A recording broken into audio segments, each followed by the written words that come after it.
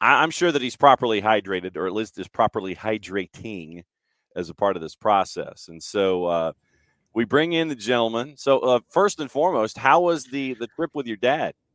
The trip was good. We were in Houston, post Hurricane Beryl, so we saw a little bit of the downside of how that city was affected. But trip was pretty fun. Had some great food. Saw some good baseball, and saw what Houston had to offer, and a little bit of what the Sugarland Space Cowboys had to offer as well. So did you get the gear? Most importantly, did you get your Space Cowboys gear? Yeah, so there was a free jersey giveaway to the first 2,000. So half of us of the group left early. Well, we left on time. The other group left late. So half of us got the jersey giveaway. The other half did not. And we will forever hold it over the half that did not receive it. We'll hold it over their heads every baseball trip moving forward. So, all right. So then now let me ask. I have to ask about the constitution, shall we say, of the jersey. Is it one of those polyester knockoffs? It's basically just like a jersey t-shirt kind of. No, it's a full on. I mean, it's not an authentic jersey, but it's buttoned down. It's the real deal. Yeah. Okay. Because I mean, there are some times when you're part of a giveaway and you end up with like the pseudo, the jersey shirt, and it's polyester, and it's like the bowling league stuff that you think of from like the Flintstones, and you wear it, and the first time you wear it out in the heat, it catches on fire and spontaneously combusts because it's a polyester blend, those kinds of things. I was concerned. I mean, I'm a fan of the poly blend, doing as much working out and sweating as I do. So I like the quick dry type of stuff, but no, it looks like the real deal. I was worried it was going to be a t-shirt jersey as well, but no, it's got full on buttons, and we're ready. It was Houston Day is what happened. It was 7/13. July 13th is Houston Day. So we also found a pizzeria that rolled back their prices to $7.13. So we took full advantage of the 7/13 there. As you well should have. And obviously, the next important question is: did Sugarland win? Sugarland. So they actually had a double header because the game had been rained out a couple of days prior. So we stayed for the first game. They did not win, but they did come back in the second game after we had left. So that's how that played. They split the doubleheader, so not too bad. Okay. So how much multitasking were you able to do while you were getting jerseys and watching minor league baseball and major league baseball? Yeah, quite a bit, to be honest. I watched the first half, and then I watched the goal for against Atlanta. So Montreal, once they went on to the scoreboard, I was like, all right, we're probably done here. And as it turned out, checking the stats after the fact, they were in fact done here. They, obviously speak about the disappointment of not registering a shot on goal. And so it sounds like I didn't miss much by the time we got to the deli for dinner, and I had to put the phone down. Look, once Theon, you had the combination of a couple of minutes here of goal gets scored a little bit on the other side of halftime, which is seemingly becoming an issue. Then Theon Gregerson picks up the red card. At that point, down a goal, down a man. I think you could probably start writing your post-game recaps at that point. And so, look, another frustrating result. And all I can say is you have to be patient with this Atlanta United club. It's not really about what they have right now. It's about what you hope they will have in a couple of weeks. And you just hope that the stretch that they're in right now doesn't cost you the opportunity to find a playoff spot. That's kind of where we're at with what we have on this team. And I think that's understandable. And I know it's frustrating. We as fans want to compete. We want to contend. It's tough to kind of explain the idea of trading away your best players, whether it's a good business decision or not. Trade, transfer, you guys know what I mean. But at this point, I'm just hoping they can hold on long enough to get some guys in here that can make a difference, and hopefully you can still be in the discussion to compete for a playoff spot. You fell all the way down to 11th, but you are only 3 points shy of 8th. And, I don't know how much higher you can climb, potentially Orlando in 7th. But Charlotte, NYCFC, Red Bulls, they're pretty good and clear of you at this stage. So right now, it's kind of like it felt last year a little bit. Just get in, and if you have to play a 1 seed, if you have to play a 2 seed, on the road, then so be it. But just hold on is kind of where I'm at, and hope that the help that is brought in by Lagerwey and Boca can make the difference. Well, and Garth Lagerwey, Doug Robertson of the AJC caught up with Garth last week about how the approach was going to be when it came to the 2 open DP slots.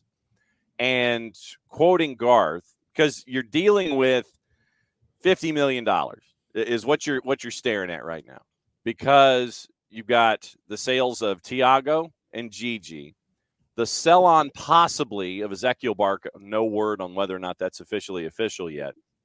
But the issue with that $11 million, and we got into that when this popped up, is that the club in question with Ezequiel Barco, Spartak Moscow. And right now in the global landscape, any relationship with anything Russia, you kind of have to go through the State Department and maybe even the Department of Defense to figure out what's going on there. So that's probably going to have to be tweaked. That $11 million in value might have to come out from a different way. And then you've got the sales of Luis Aruju, Marcelino Moreno, and maybe, I guess it's just still being reported about Caleb Wiley possibly going overseas. So you could be dealing with something in the neighborhood of, say, $40 to $50 million, $40 million plus less, $40 million plus a player, what have you. Garth says that's the most he thinks that any MLS club has received in a transfer window. And Carlos Bocanegra said they're talking about 15 different folks. And Garth has said we would prefer to have a player here for a longer period of time who's here because they're playing on an elite level and they want to be in Atlanta. They want to be playing in front of 47,000, part of Atlanta United. They're here because they live, breathe, sleep, die Atlanta United. So signing prime age players is where things are right now in the mind of Garth Lagerwey. So you're looking at the Seattle build where you're chasing after those players in their mid to late 20s that want to hang out in Atlanta for a while and be a part of a build of something. And so that's what Garth is looking at anyway from the article that came out from Doug Robertson of the AJC. Yeah, the one thing for me is I've always liked the mantra and mentality of Atlanta United about being aggressive with young talent. And not to say that they aren't still going to. I have never liked the premise of going in and getting over-the-hill European players. And this is not a situation where this is a soccer market desperate to have some guy to come watch, right? This is not Thierry Henry. And not that those guys weren't very good players in their own right at those stages of their career, certainly in the MLS. But I don't want a guy that's an attraction. I want a guy that's going to come in and impact this team. And we can talk about the money all we want. I'm not concerned about the money. I'm concerned about how many openings you have and how many guys you realistically can bring in. You've got 2 DP spots. That's 2 impact players, plus the potential of Caleb Wiley. If you try and figure out something else there, obviously we know we've got the guy coming in from Portugal. Is that your long-term solution? I know we've got a couple of youngsters with the 2s that are performing very well.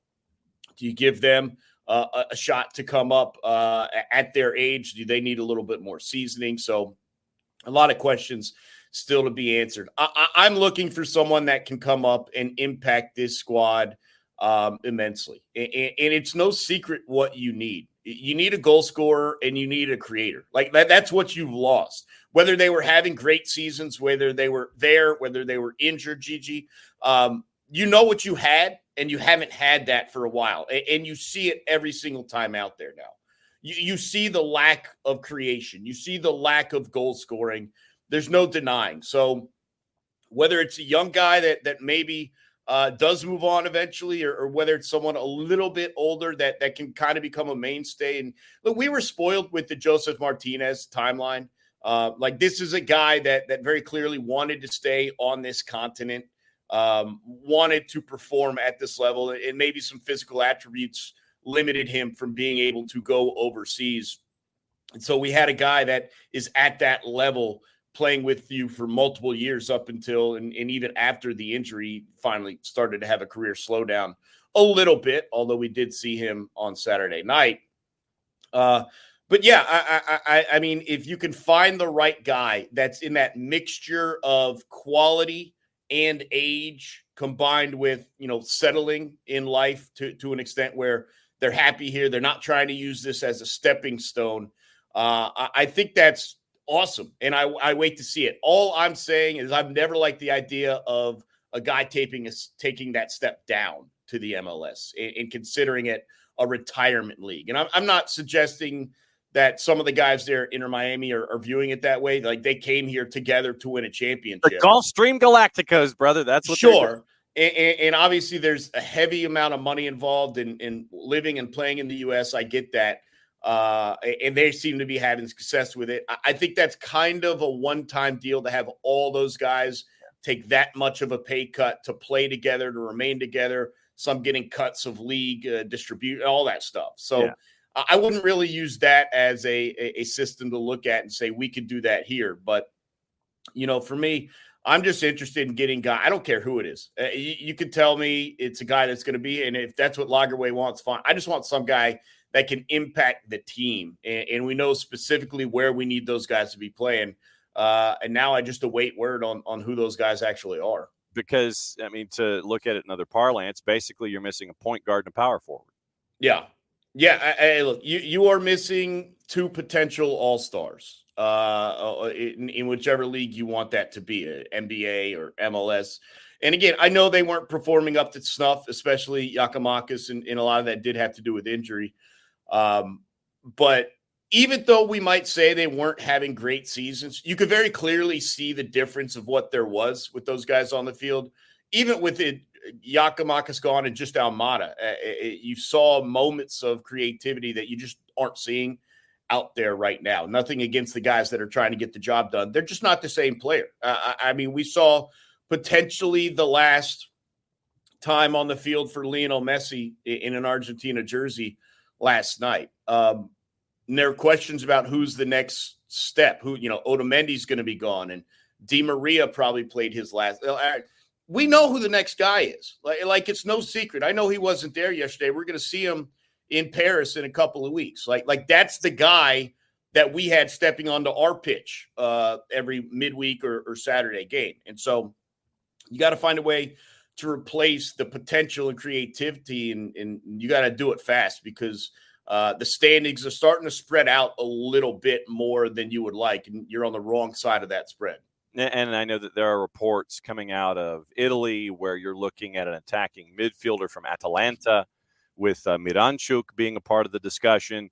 And there were the reporters and the sources and the reporters sitting there saying that there were folks that had traveled from this side of the Atlantic to that side of the Atlantic to possibly discuss an attacking midfielder as a part of this discussion. But yes, we do get Pedro Amador coming in to help out on the left-hand side on the 18th. So he was practicing, if I remember correctly, late last week.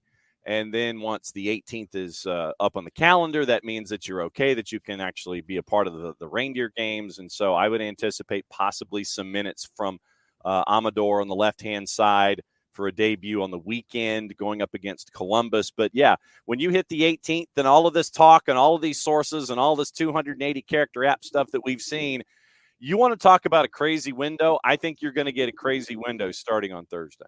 Well, and the other thing, and we talked about this on the shows before, is just like you got to remain patient. Just because some guy is here doesn't mean he's suiting up the next day. Understand some of the fitness issues, some of the visa issues, some of the travel issues, some of the work issues. And so we may sign a guy on the 19th or the 20th. I don't know if he's going to play until the start of August or beyond that. So I will give a little bit of pause and patience for that aspect of this process. But I'm very excited. As you mentioned, they're not going to sign 15 guys, but I know they have admitted to talking about and to, as many as 15 different guys. And so the fact that they and not that 15's narrowing it down a lot, But the fact that they have very specific ideas and circled players that they want to go after, and now it's just about making the right deals and getting the right offers. I'm excited. I really am excited that hopefully we can not only bring guys in that can impact the club this year, but as you mentioned, hopefully for many seasons to come. And hopefully we can look at this as a transfer. Look, we talked about the Falcons offseason, right? With this huge monster deal for Kirk Cousins. We talk about the Atlanta Hawks with Zachary Riza-Shea and trading DeJounte Murray. Like, those are two Atlanta franchises that are potentially, we don't know yet, but potentially with transformational off seasons. And I know this isn't an off season for Atlanta United, but it is a moment of transformation. And hopefully we can look back at this transfer window where we sold Giakoumakis, a guy that could have won the Golden Boot if he took penalty kicks last year. We sold the best young player in the MLS in Thiago Almada, potentially Caleb Wiley, an up-and-comer, hopefully with the U.S. men's national team. We look at those three guys going out. Maybe we look at guys coming in and say, this is where it changed for Atlanta United. And maybe isn't going to be immediate or instant, but on the long run, is this the sort of transfer window we look back and say, man, they got all of that in one window. What would have been if they didn't do this right? So I'm looking at it as the sort of transformational type of period that we saw the Falcons and the Hawks go through, hopefully, but with Atlanta United. So a lot of optimism, and now it's just kind of wait and see. How traditionally patient are you when it comes to the franchises and teams either that you are a fan of or that you cover on a daily basis? Well, it comes down to trust in the front office, right? Like that's the big decision. With the Atlanta Braves, we all trust, like we have the mantra, like trust in AA, right? So we trust Alex Anthopoulos to do what needs to be done. And he hasn't done much this season in terms of in the midway point, but, bringing in Ronaldo Lopez, bringing in Chris, like he's very obviously made an impact.